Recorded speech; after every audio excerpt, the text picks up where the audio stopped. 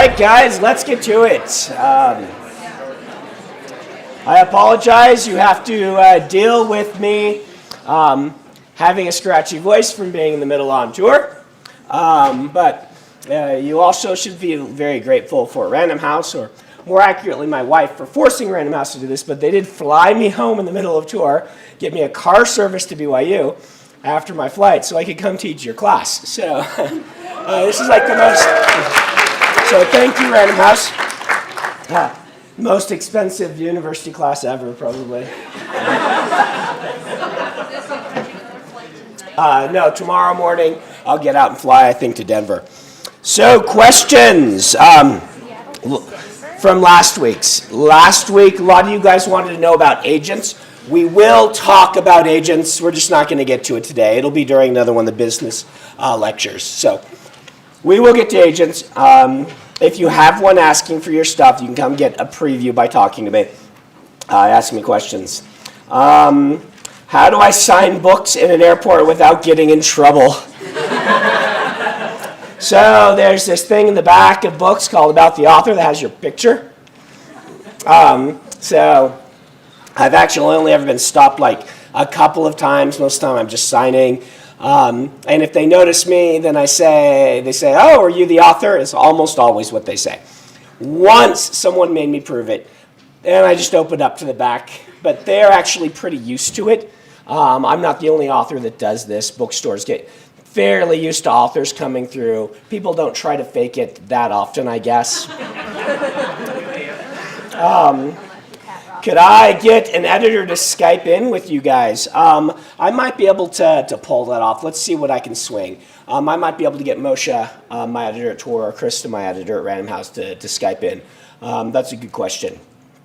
Was traditionally publishing Stormlight Archive difficult because of how long the series is? No, because I already had an established name and reputation.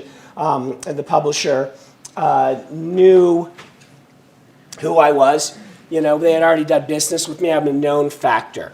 Now, this brings up something you should kind of know about publishing. Every book is going to have, this is kind of one of my weird things, every book's going to have these little red marks against it. In the reader's mind and the editor's mind, every book that you pick up, there will be things about that book. It's probably not, the platonic ideal of a book written just for you as a reader. It might be. Maybe there's one out there. Most of the time you'll pick it up and you'll say, I really like this cover blurb, but this looks really thick. And I don't normally read books this thick. Or conversely, you're like, I really like thick books and this one's really thin. Right? Or it'll say book 1 of a 10-book series, and that will make you skeptical. It always would make me skeptical if I hadn't read the author before to see a big series. Every book that you write, every book that you pick up has these kind of little red marks against them in the reader's mind, preventing them from getting into the book and coming to love it. Your job is not to get rid of all those. Okay? For instance, if what you want to write is a big 400-word or 400,000-word epic fantasy, 400 would be pretty small.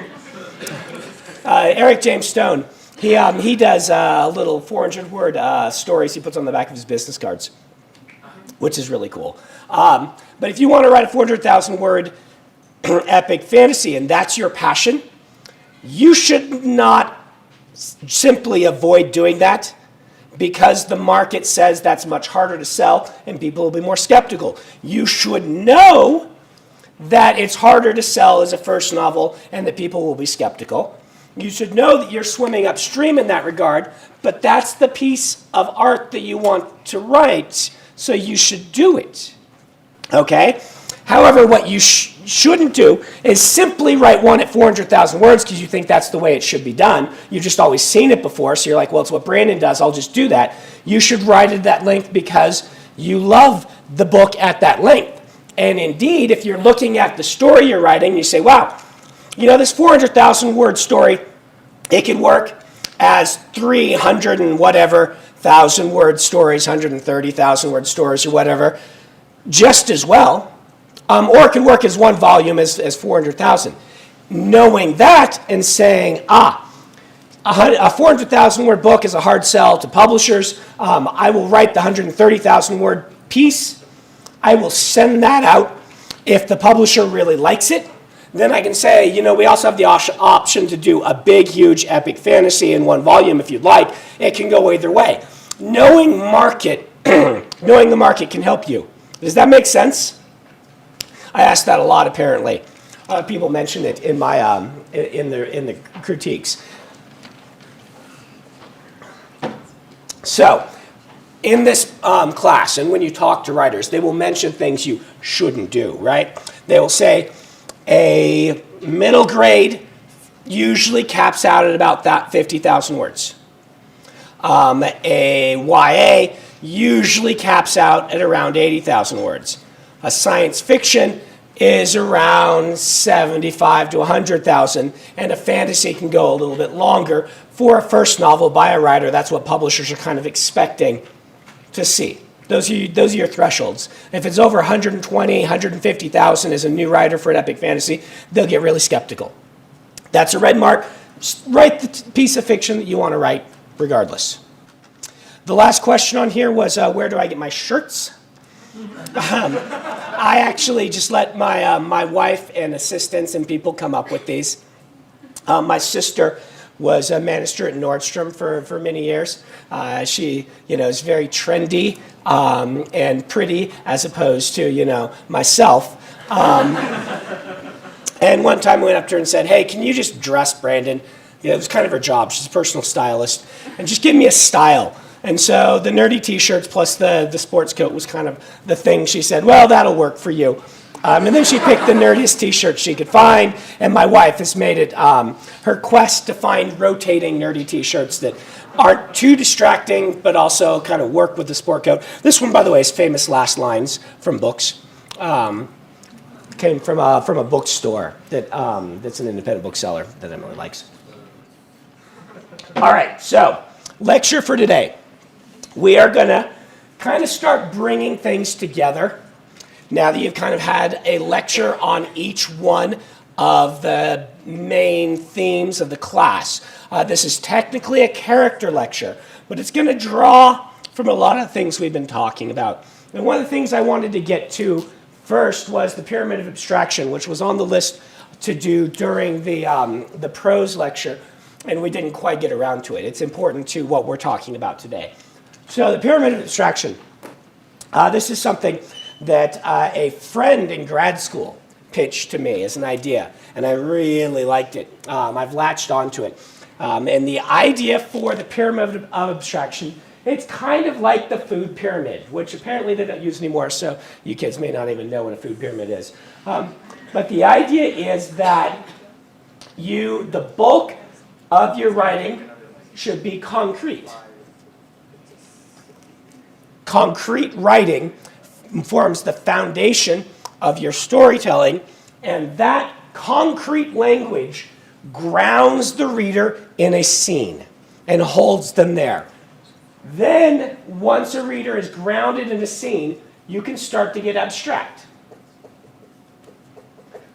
Various things are more abstract, and these kind of serve to pull the reader out of the scene. And so you don't want that to happen. What you want to do is have them get held in the scene by the concrete language so that drifting away doesn't happen. And the things that are abstract are often what we call navel gazing. That's Harriet's, one of my editor's favorite terms for it. Navel gazing is the character getting introspective about themselves, about their problems. And when it goes wrong, navel gazing is like whining. But a little bit of navel gazing is good, as it's kind of the character being reflective. Abstractions may be any of these things where you slip into narrative and just explain something about the world, right? Anything that's not the immediate action or setting detail is abstract. Now the problem is, if you do mostly this, if you put the pyramid on its head, you start to get some problems like the reader doesn't feel like they're in a scene. They don't attach to the character. It feels like it's just, all these abstract ideas or world building instead of a story. It's very like the food pyramid. If you can earn with this, you will have a better story. Now, the trick is learning to actually pull things down the pyramid of abstraction whenever it is reasonable to do so. So your kind of natural inclination will be to go up, but stronger writing usually is pulling things down to an extent. For those who haven't listened to this lecture before, or things like this, I've got a little exercise that kind of talks about this. So if you have listened to the lecture, or if you know about the pyramid, just stay quiet for a little bit. We'll let other people explore it. If you're going to say something is abstract or concrete, let me ask you, where would you put a discussion of love? Right? Where? Someone raise your hand. Where are you going to put that? Are you talking like discussion of the character? Yeah, the character's love for another character. They're sitting there pondering about it. Where does that go? Is that's up at the top, right? This is kind of one of your abstractions. In fact, if you just use anytime you're talking about a concept like love, you're abstract. Let's say you mention a dog in your story. Where on the pyramid of abstraction where are you then? Concrete. Concrete. You think a dog is concrete, right here? Let me ask you this. When I said dog, how many people in the room imagined the same dog? I would bet there's a different dog in everyone's head. And so dog certainly is more concrete than love, but it's really kind of up here. It's pretty high. Now, this is intentional, that's kind of a trick question. Everyone answers that way. That's how I answered it first, too. This is to get you thinking about the idea that if you want to really set a scene, you pull things down on the pyramid of abstraction through detail. You don't just say a dog. You say, a wet, mangy poodle with one hurt leg whimpering in a puddle. Okay? We all imagined a very similar dog in that instance. Now, one thing you'll notice about pulling down, so that gets more concrete, right? Suddenly, instead of saying a dog, which is this like philosophical concept, you're in a scene. You saw that dog, you heard it. You'll notice that pulling down on the pyramid of abstraction requires words. Almost always what you are doing is you are trading words to pull someone down into a scene. That's why the question, what I said earlier, not the question, but is that usually you want to pull people down. Not always. Your job, again, being a chef and not a cook, is to know what effect these sorts of things have on a reader and to use the right tool at the right time as determined by you. So if you want something to be more immersive, if you have trouble with your reader saying, I can't visualize what's going on, or I'm getting kind of lost, or if I tell you when I'm reading your fiction, this is getting really telly. Telly is what we call that. What you need to be doing is either pulling down on the pyramid of abstraction or cutting things out to make the telly bits more lean. You kind of need to go one direction or the other. We have this thing in writing which we call show, don't, tell. Show, don't tell is one of the cardinal rules of prose for storytelling. This means that an image or scene or experience in a book will be more memorable and powerful to a reader if they experience it rather than having it simply explained to them. Your job as a writer is to get those things across in an experiential way. The classic example of this is to, instead of saying, he was a nervous type man, to show him sitting and tapping his foot with his arms folded. He was a nervous type man takes usually fewer words than, he paced back and forth, checking his watch every 30 seconds. But one gives you an image of actually what type of person the character is, and one just tells you. Yes? So I'll try to do that to have it be more show and less tell. But I feel sometimes when I'm trying to expand on what's happening, that it's forced. Yeah. That it sounds fake. Sometimes it sounds fake. Practice will make it sound less fake. That's a really good question. Practice will help you here. And the other thing is, this adage, like everything in writing, is really more a matter of show when you want to and tell when you want to, rather than never tell. Telling can do some good things. Telling can get you to action faster. It can pass time. You'll see J.K. Rowling is actually pretty good at knowing where to show versus tell. If you want somebody who can draw a narrative like this, you'll see a scene with the kids talking about things, and then she'll drift into tell and let 3 weeks pass, right? And she'll get across a couple lines of what they discovered, and then she'll show you another scene where a big revelation is made. The big revelations don't happen in the tells, but the tells are very important for the way she writes, to stitch scene to scene to scene. Now, thriller pacing, which goes really breakneck, usually doesn't tell anything except disguised as dialogue, which a lot of people do tells as dialogue.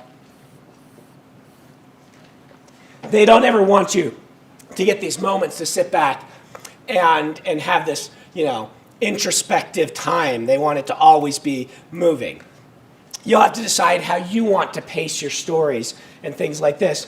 But generally, it's kind of this weird thing where oftentimes using more words can make a scene pass more quickly.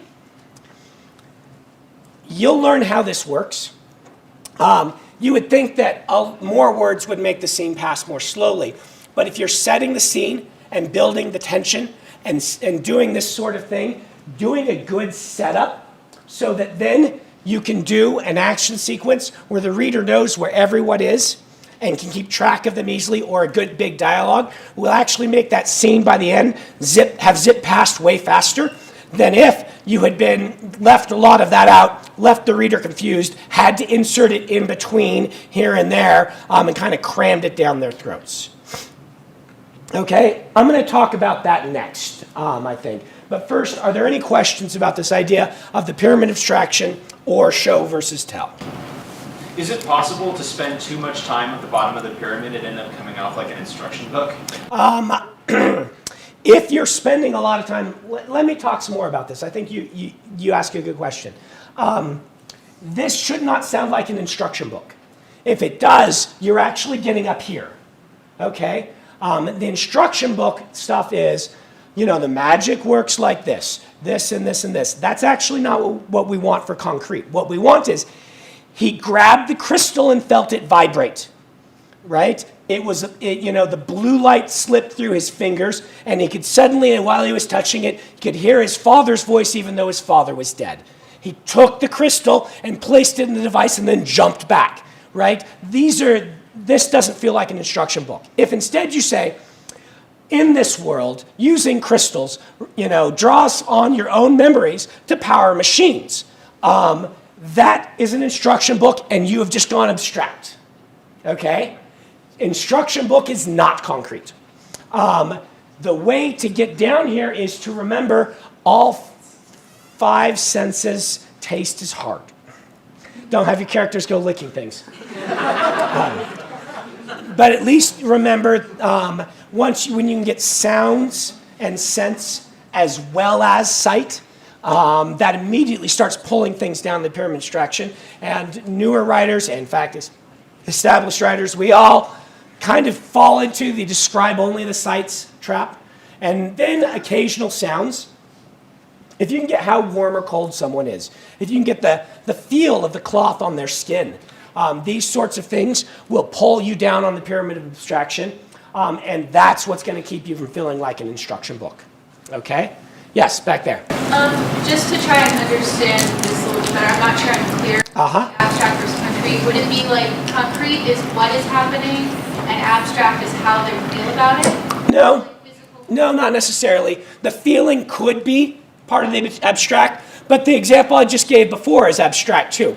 Abstract in this context means not set distinctly in a scene so that you know who is doing what and you are there with them. That concrete is being there with them. Abstract is the reader telling you about them. It's the difference between, like what I just said.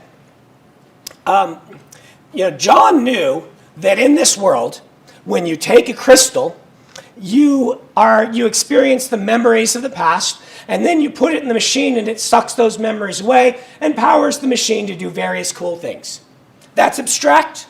It's the way that a whole bunch of you are writing your stories. Okay?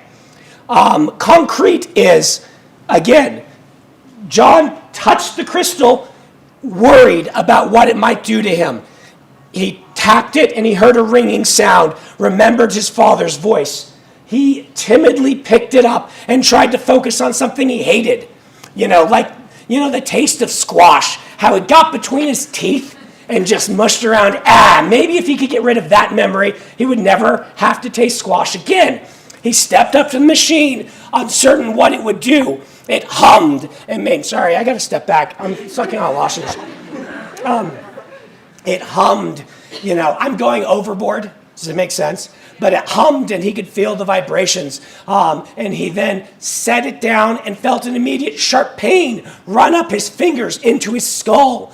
And suddenly squash tasted like popcorn to him. I don't know. That's a scene. That's concrete. So it's experience? No, it is a scene. It is a scene. And you're just going to have to learn how to do this by reading and experiencing. Those two things are very different things. One is you telling the reader, and one is you showing the reader through the experience of a character. Yes? I'd like to do a continuation of that previous question. Because, so if you get into instruction manual mode, it's too abstract. But is there a level to concreteness? Too abstract is a value judgment. It is abstract, and most writing should avoid that unless you want to do it intentionally. Is it possible to be too concrete? Is it possible to be too concrete? Certain, yes. When you're being too concrete, but it depends on which type of reader you are. A lot of literary fiction lives down here. Now, you would think that literary fiction would live up here. It's dealing with dreams and ideals. But a lot of schools of thought on literary fiction are very much about this kind of lush language. Pat Rothfuss is really good at this stuff. Ursula Le Guin can be very, very good at this stuff. Or she can write stories that take place completely here, which is, why there are no rules. Have you read The Ones Who Walk Away from Omelas? If you haven't, you should read it. It is a story that consists almost 100% of abstraction. It even starts with pretend that there's a land that's kind of like this. It might be like this, it might be like that.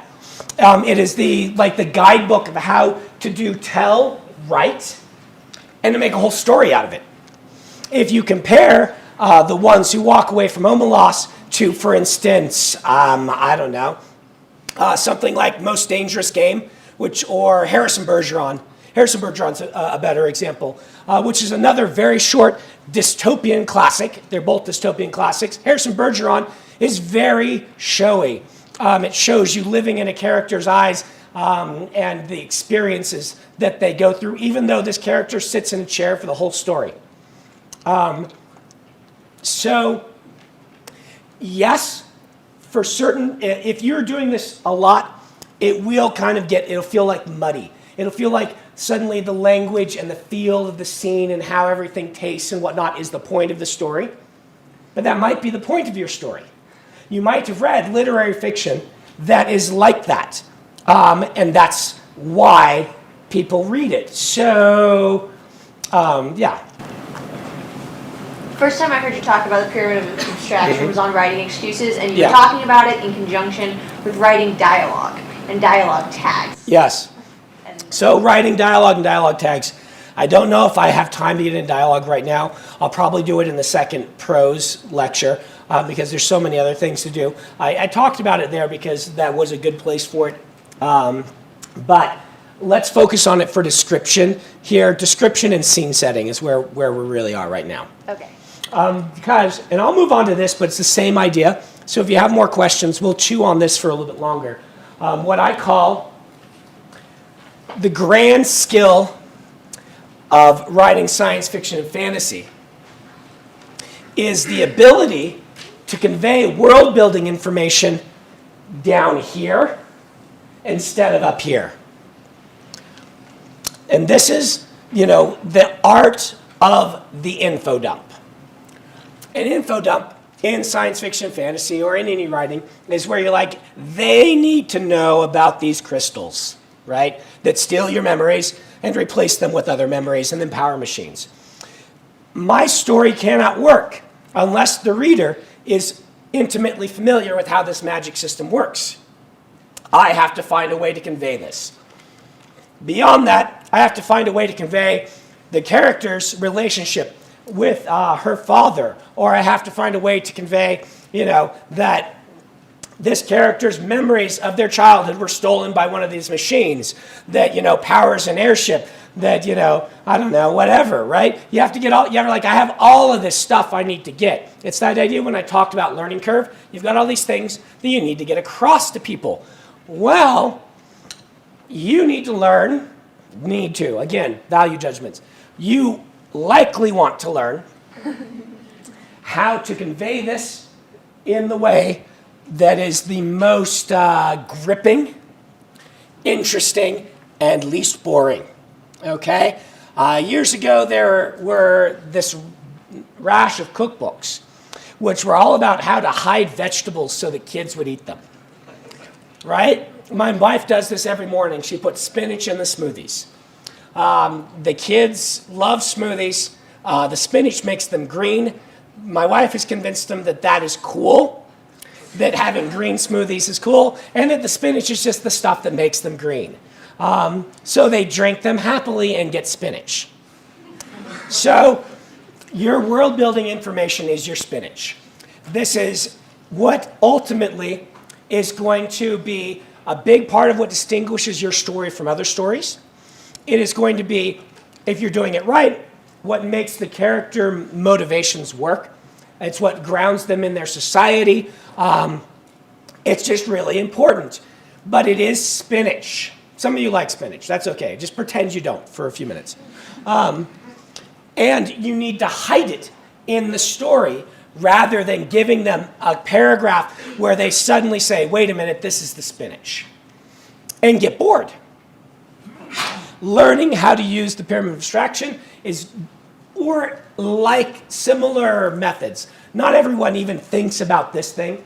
What they talk about is show versus tell, and what they talk about is using character as a conduit for expressing world building. This is why this is a character lecture. Last time we talked about characters, we dealt with kind of how to make your characters protag, right? How to make them active versus inactive, whether you want to have them be very hyper competent, whether you want to have them be flawed, all of these sorts of things for kind of twisting dials and making characters work. Now we're going to talk about really cementing that character into a story. The idea is that the character is the lens through which you are presenting any given scene. Just like a director might use kind of a different type of lens or a different type of filter, the character is your filter. This is particularly true if you're using third person limited or first person, any of the various first persons. But more specifically, kind of the more immediate first person, which is most common.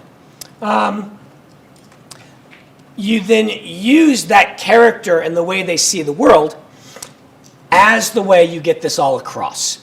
And you do that through something I am going to call proms, not the dance, right? When you think about a character, this is just a little handy mnemonic. I was thinking about what are the kinds of things that really distinguish a character on the page from me. And it's a mixture of these things. So their past, their relationships, their obligations, their motivations, and their sensibilities.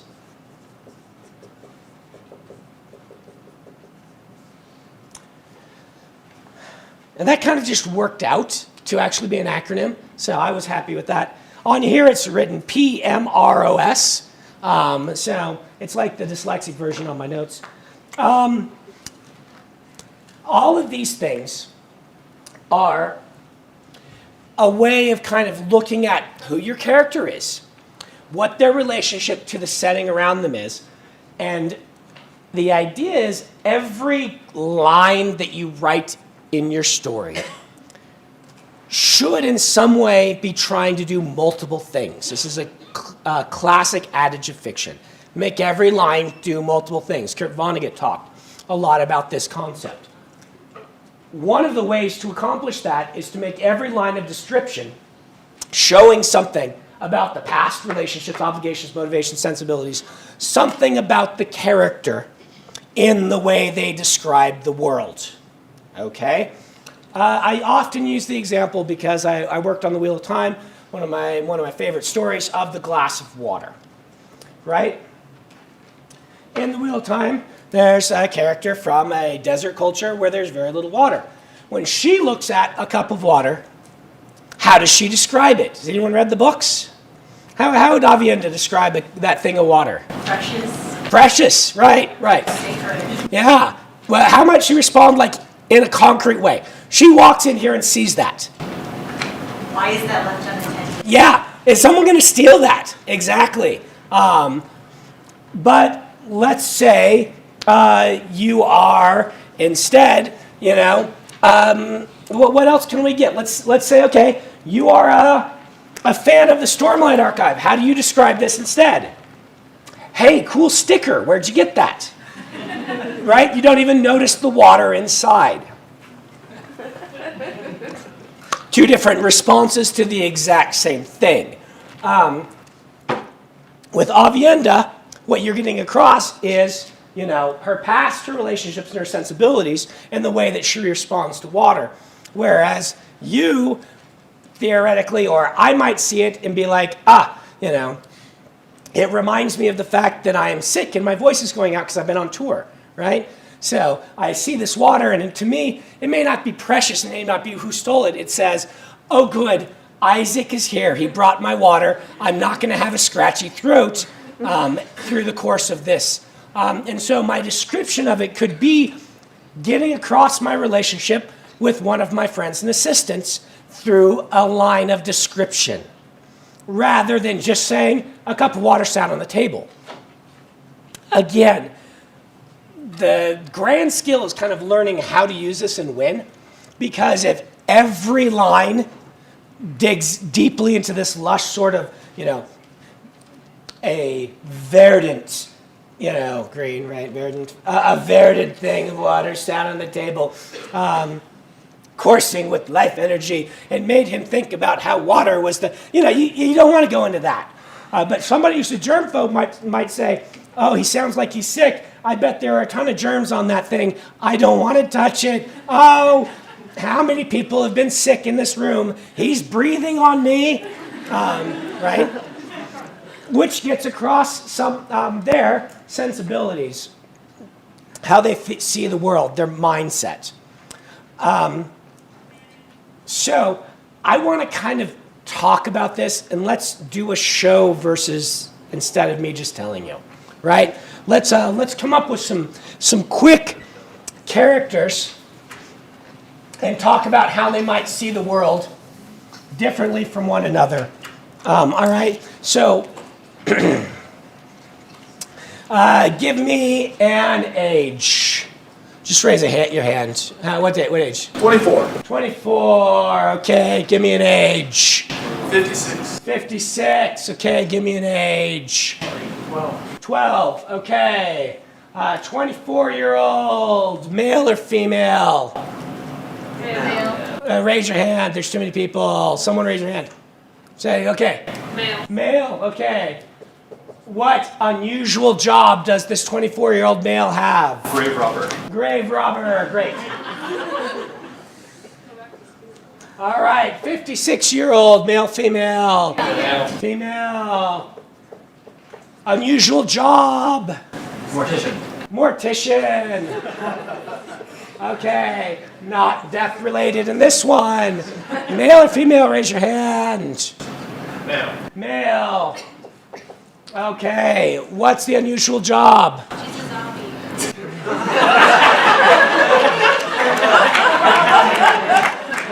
Okay. Let's get a different one. We're trying to show contrast here. Give me a different weird job. I'm a whipping boy. Whipping boy, okay. It's already been. Okay. So, 24-year-old male grave robber lives in an unusual location. What is the unusual location?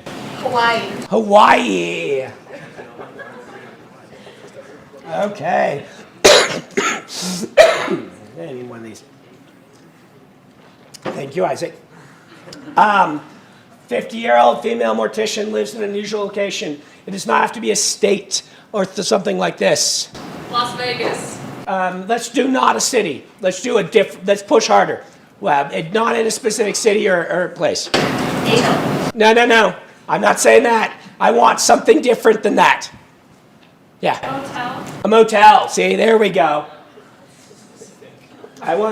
Yeah. All right. Whipping boy. Where does the whipping boy live? Covered under the stairs. Overdone. Right here. Iceberg. On an iceberg. Okay. All right. Last one. Deep dark secret that the grave robber does not want people to discover about him. He's afraid of blood. He's afraid of blood. Okay.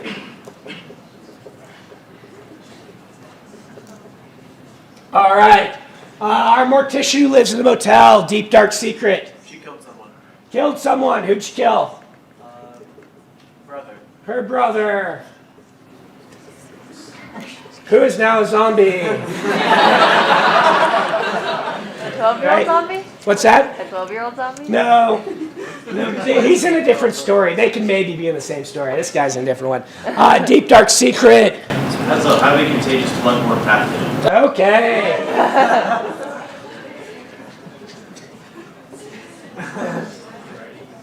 All right. So, it's always fun to see what is on people's minds. So, death, disease. I guess it's because I'm sick. You guys are like, oh, zombies.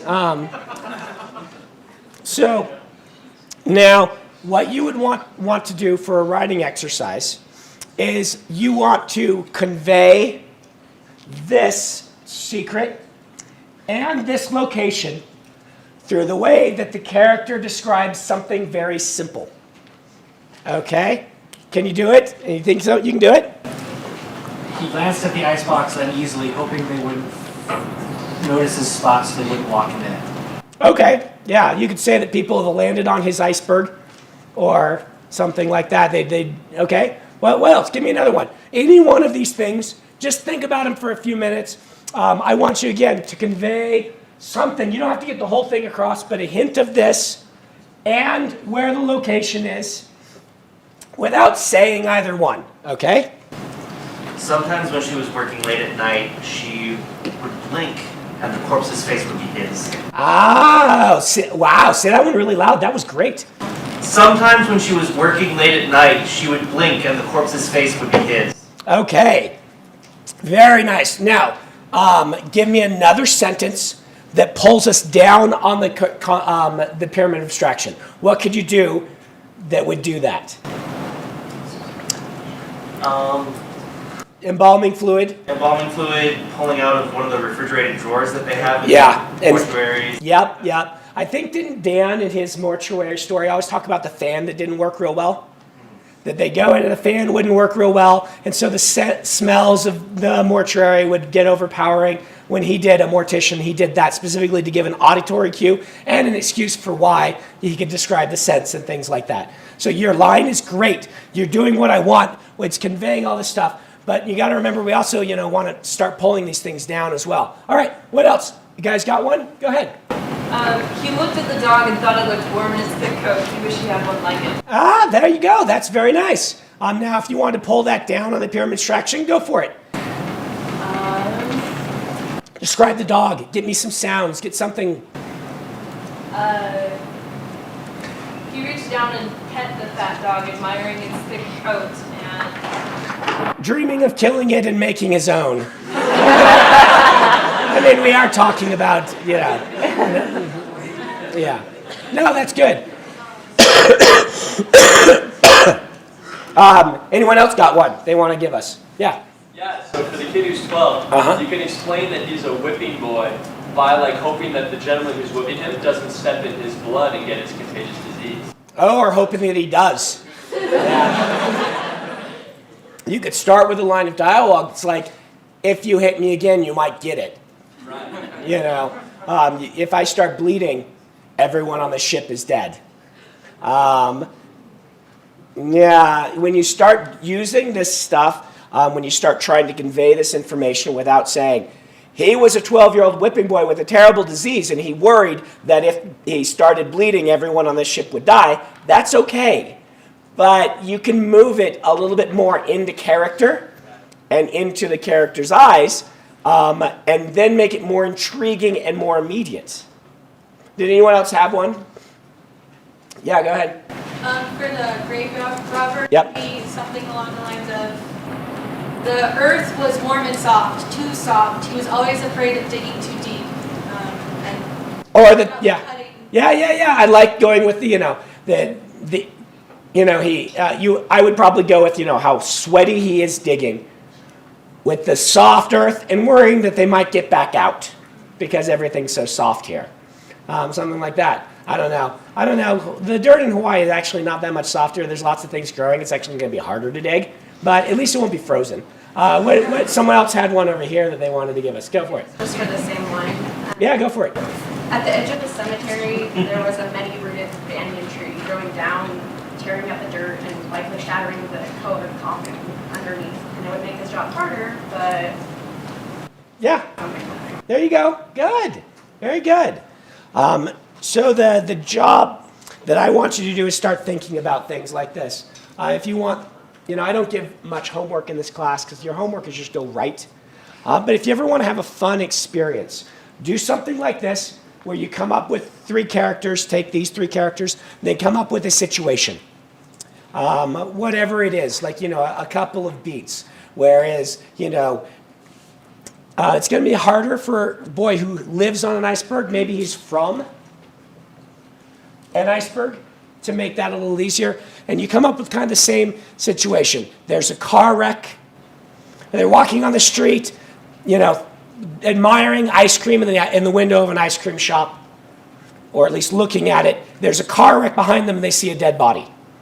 If you write these 3 characters in that situation, with the points of the ice cream, the maybe not being able to afford it, and then the car wreck and the dead body, and show their responses differently, and show how they describe the world differently, you'll begin to practice how to do this with your characters. The whole goal is that your very descriptions will evoke who the character is and their relationship to the world around them. Okay? So, for this stuff, I'll talk just briefly about these things. Character past. This doesn't mean that we need to be conveying everything about a character. We don't need to know what their favorite food was when they were in 2nd grade. That's not what this means. The idea is that there will be things in the past of each character that have helped shape who they are and which are relevant to your story. These will leave emotions on the character, and the things they see will remind them of things in their life. And this is, writers sometimes go wrong by pretending that the character just kind of popped into existence at the beginning of the story. That's not how it is for us. Everything that we see, touch, smell generally reminds us of things in our past. This classroom reminds me of teaching this class previous years, which reminds me of students from previous years and things like that. Seeing the video cameras reminds me of Earl, my good friend, who I was roommates with for like 10 years or something like that. And so there's different things, and then that makes me smell Denny's, because we'd always go out to Denny's, late at night together when we didn't have any money, and that's all we could afford. That's how the human brain works. I don't want you to overload on this, but when you're adding touches of things like this in, it will give a personal touch to your descriptions. The goal is not to go extraneously describe everything. The goal is to take the descriptions you already were going to use and make them have a flavor of characterization to them. Dan, my writer friend who has a new book out as of Tuesday, you should all read it, it's blue screen, it's really good.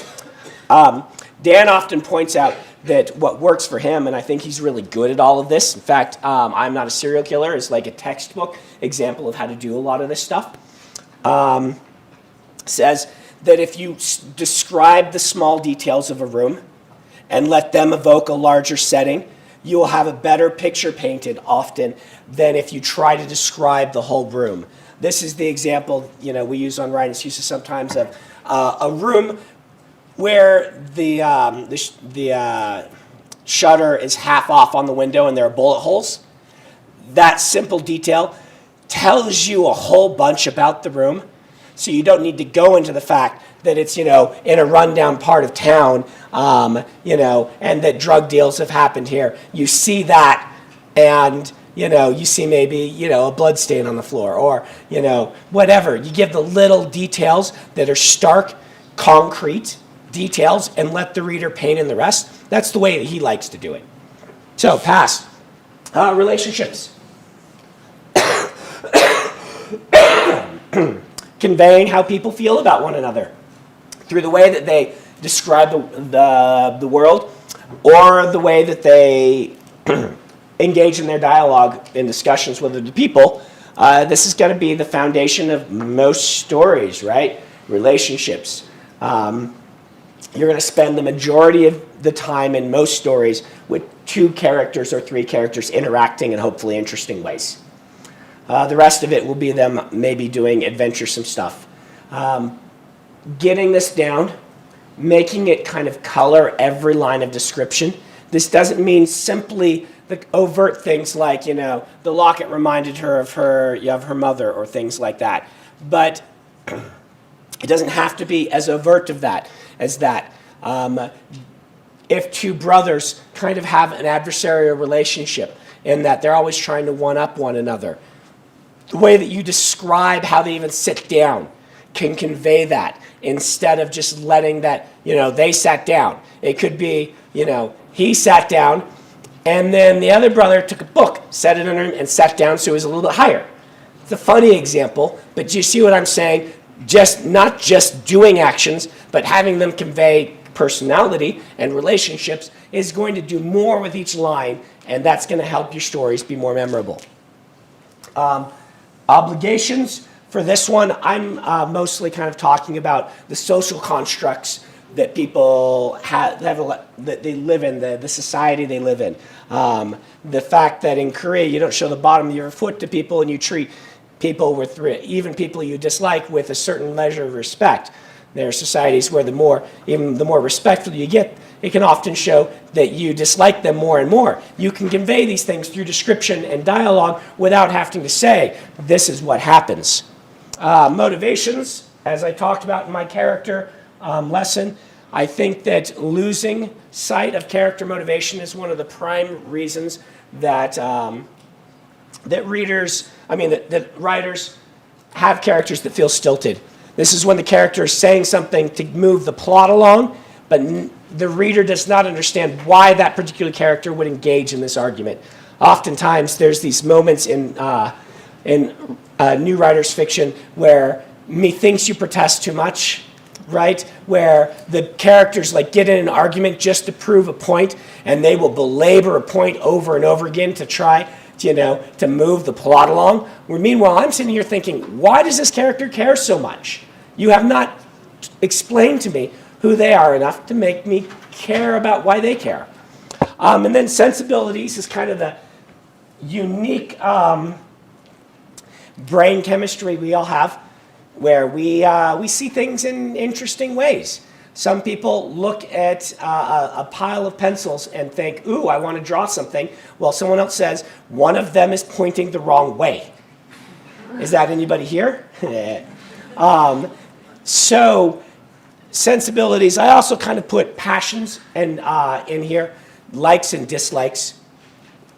Some people are dog people, some people are cat people. Describing a dog from the eyes of a dog person might be different from describing it from a cat person, which might be different from describing it from the viewpoint of an old starving person during the war. Right? So,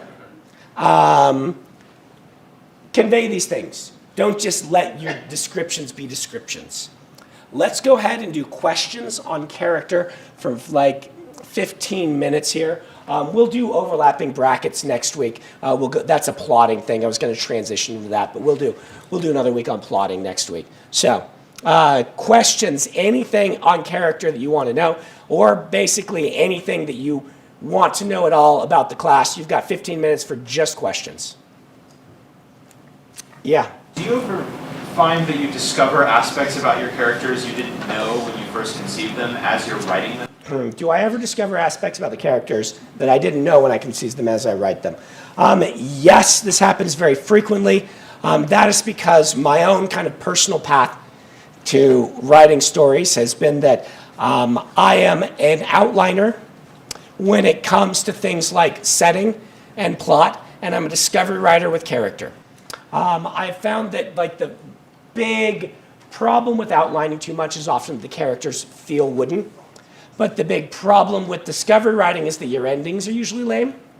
You can fix this as a discovery writer by doing a solid revision once you know what your ending is. Brainstorming with friends, which with Dan and Kaylin, my friends who are discovery writers, they'll finish a book and say, okay, guys, let's brainstorm how to actually write a good ending to this book.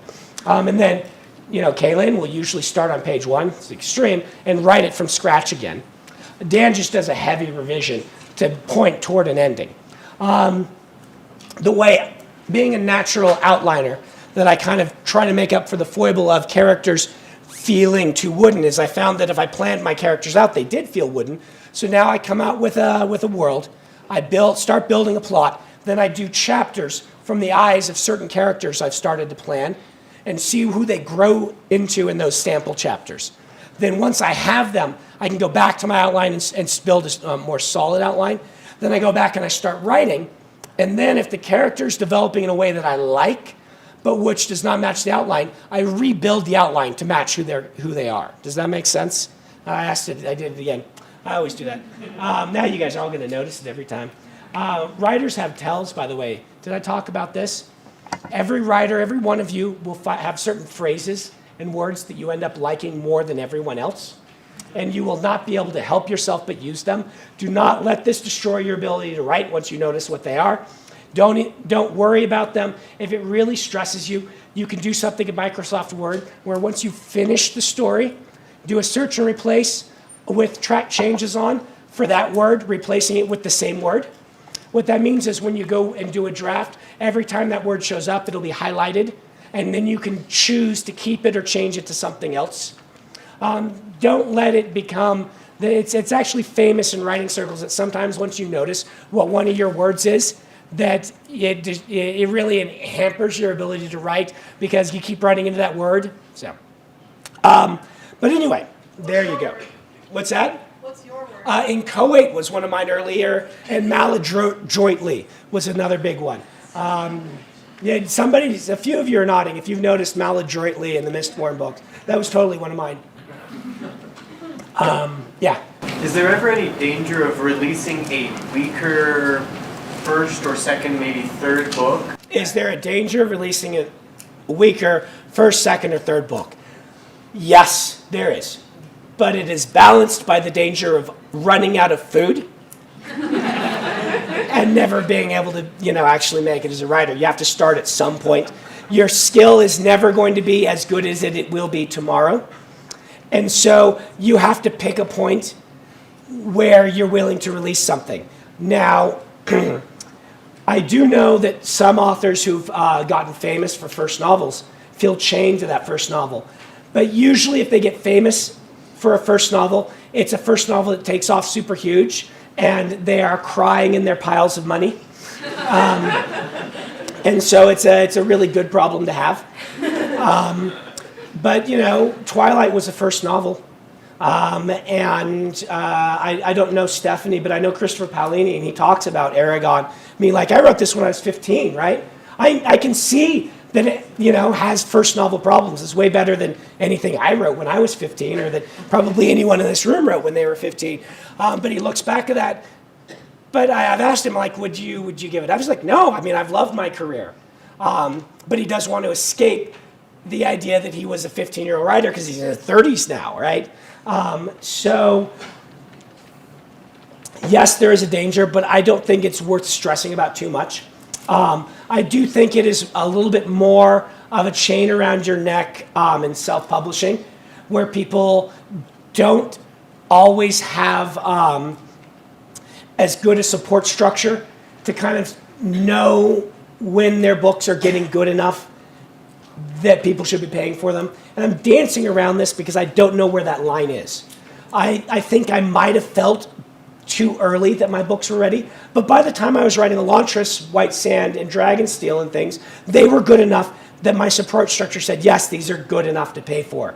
And I would have been fine at that point launching, even though it was years later that I finally sold, and I'm kind of glad that I don't release those books now. I don't sell those books except for Elantris, which, you know, I did revise and release. The other ones are just trunk novels. They sit in the trunk of the car. And, so I wouldn't stress this too much. I wouldn't put up your first or second novel for self-publishing unless you've spent a few years writing more things and learning more about the business. I wouldn't write something this year and immediately release it, but what do I know? I mean, when Joe comes in, who is in the trenches self-publishing, you might say the exact opposite thing. So ask some other authors their opinion on that one, okay? Yeah.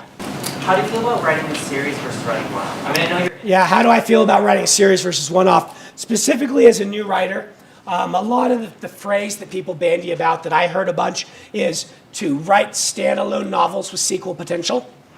This is to keep the red marks from being too strong against you in either direction. Every editor or reader who finishes a book that they love, the number one question they will ask is, where's the sequel? But a large number of people starting a story by an author they haven't heard of before want to know that it is a complete story, and they're not roping themselves into getting a cliffhanger and not being sure if this author can ever even finish something. So all things being equal, you would, you know, in a perfect world, write 100,000 word-ish book that has a killer ending, comes to a conclusion, and then really sells a sequel that could happen after you've had a full experience. The reason people like series is because of this learning curve thing. You get to be an expert in something you've now invested a lot of time and effort into and attachment to. I think there's something strong to be said for your first release being a standalone, because I did that and it was very good for me. But, yeah. Pretty much everyone that I have talked to says that your first novel is garbage. So like you write it to write it and then you put it away and don't ever do anything with it. Is that true? Is it true that your first novel is garbage? So conventional wisdom is that your first novel is generally terrible. I will say yes with an asterisk. There are first novels that are brilliant. Most of the time they get revised a whole bunch and the writer practices a whole bunch more and then releases it. But Name of the Wind and Harry Potter and the Philosopher's Stone were both first novels. And they're both excellent books. Both went through heavy revision. And most writers seem to do better by writing a book, then putting that aside, writing something else, then coming back and revising it, then writing something else. But there is a subset of writer that they write the one thing and then they learn the process through extensive and exhaustive revision and tweaking of that one story instead. It's very dangerous because a lot of people that don't break out of that get trapped in that one story and it doesn't actually get better, it just gets differenter, right? Every time they revise it, it's kind of a different story, and they don't end up learning how to consistently write and things like that. But, I mean, there are certain writers that method is what created their whole career. But, you know, I look at Pat, whom I love as a writer, and I think one of the issues he's had is that he didn't learn to write a whole bunch of different things novel-wise. And so he doesn't have the training and practice that someone who wrote a whole bunch of books will have. But conversely, what he's gained from that is a really powerful attention to detail and prose that a lot of writers who write a whole bunch of books before they get published don't have. So there's trade-offs. Other questions? Yes? In the publishing world, do they prefer that you confine yourself to one genre? In the publishing world, do they prefer that you confine yourself to one genre? And we'll do this as the last question. I realize we're running out of time. Marketing departments prefer that you do. You are not the marketing department. You should write what you're passionate about. And this is the give and take here is having a brand that does lots of different things means if one of those doesn't end up working or tanks, you have your diversified portfolio. Same thing within economics, right? The danger is that the marketing people will hate it, and the editor's like, we're trying to establish you as this one thing. Why are you giving an inconsistent brand? Okay? All right, guys, turn your slips in. Thank you guys for coming. Next week, you'll have a substitute.